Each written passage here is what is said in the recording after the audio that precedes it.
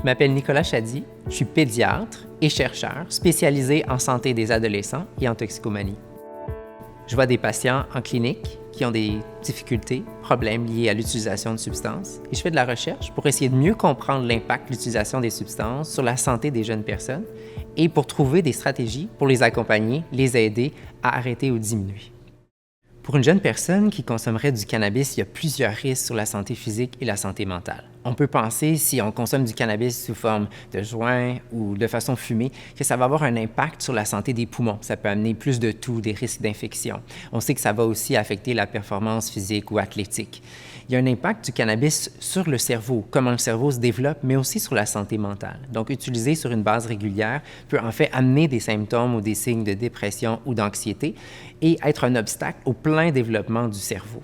Quand il y a une période d'utilisation qui se prolonge au fil de plusieurs années, il va éventuellement y avoir des problèmes qui s'installent, donc définitivement au niveau de la santé physique. On pense encore à la santé des poumons, on peut aussi penser à la santé cardiovasculaire.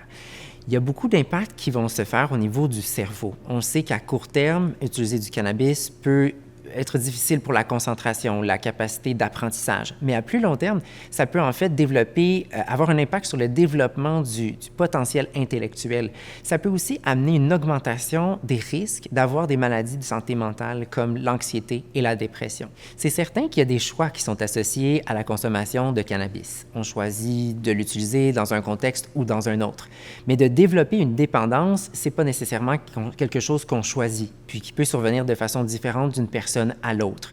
Ce qui est certain, c'est que quand on pense à une dépendance, puis on fait un lien avec une potentielle maladie, d'aller chercher de l'aide, du soutien autour de nous pour atteindre nos objectifs, c'est certain que ça s'applique, puis ça peut amener des bénéfices importants à court terme puis à long terme.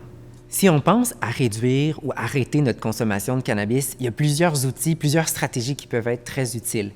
Je pense qu'une d'entre elles, ce serait de choisir des activités de loisirs ou sportives, athlétiques, artistiques qui nous permettent d'aller chercher un sentiment de bien-être. Et puis ça peut être aussi varié que d'aller courir, de jouer au soccer, de faire une toile ou aller cuisiner un plat qui nous plaît beaucoup. Et puis en fait, ça va aller chercher les mêmes circuits de récompense dans le cerveau qu'on pourrait le voir avec une utilisation de substances, par exemple. On sait que l'utilisation de substances va amener une production de dopamine, un signal de bien-être, de repos dans le cerveau.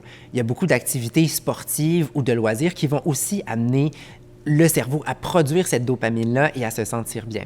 Tout comme on peut développer une accoutumance ou même une dépendance aux substances, on peut aller chercher une dépendance qui est cette fois-ci beaucoup plus santé avec l'utilisation ou la pratique régulière d'un sport ou d'une activité qui nous amène du bien-être.